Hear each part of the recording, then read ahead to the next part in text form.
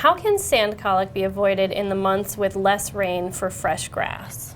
Sand colic. This is kind of a two-part question too.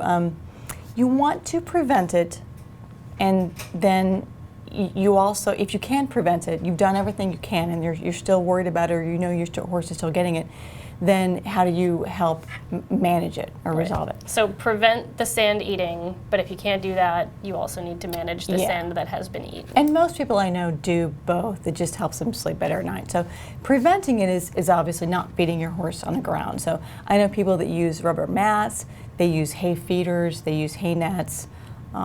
They just don't allow their horse to eat off the ground and consume while they're trying to get that last little snibble of grain or hay or whatever. They don't pick up some dirt or sand at the same time. Yeah. So that's the first thing. The second is do what you can to maintain healthy pastures. So avoid overgrazing too many horses in one area. Rotate when the grass gets low enough that they're ripping it out by the roots and then getting some dirt in it. You know, maintain your pastures with watering and fertilizing and all those things. And I know it's different in different parts of the country. So some people are like, what? My pastures are this tall? And some are like, mine is eaten down dead. So a little bit of that. But there are also things you can do. If you keep your horse full when they go out to pasture, they might not just attack it. So feed them before they go out, and they'll be like, well, I'm going to nibble and graze and walk around, but I'm not going to, you know, go for it and gorge myself. That could help. And then the second part is, what do you do also at the same time? You feed them psyllium. There's lots of research on psyllium alone and psyllium with some other things like pre and probiotics.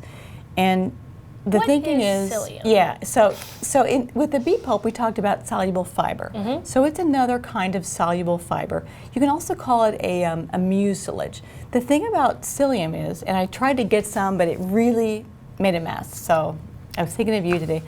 When you wet psyllium, and by wetting psyllium I mean once the horse eats it, because you feed it dry, it turns into a gooey, slimy mess, which is great because then it gathers up the sand, collects it as it passes on through, and takes some out. That's how it works. But only if you feed it in a relatively large amount once a day for about a week or 7 days a month.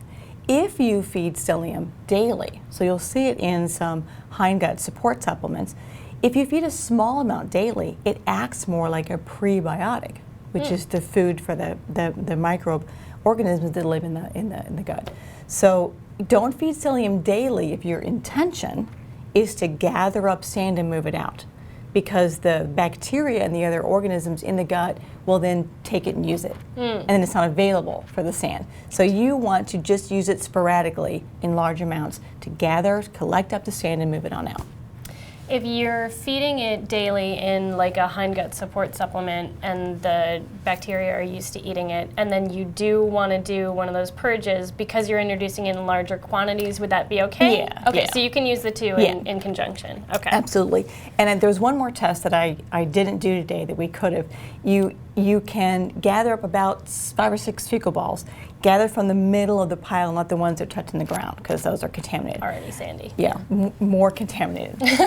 And then put them in some sort of container, add a quart or so of water, stir, let it sit.